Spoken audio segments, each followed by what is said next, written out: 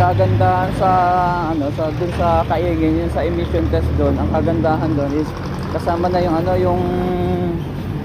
yung inspection ng motor, tsaka emission test, tsaka yung ano insurance. So all in yon 800 pesos lang. Pagdating mo sa LTO, hindi ka na i-inspectionin, diretso ka na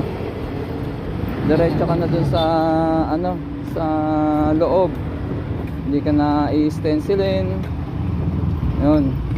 Kaya mabilis na lang ang proseso pagka ganun ang ginawa mo, hindi katulad sa ibang mga mga emission testing na kailangan mo pang pumila, kailangan pa maghintay ng pagkatagal-tagal, tapos ang magkano pa yung pagpapa-emission, tapos magbabayad ka pa ng another bayad na naman para sa insurance, magkano yung insurance sa labas. Kaya dito all in na.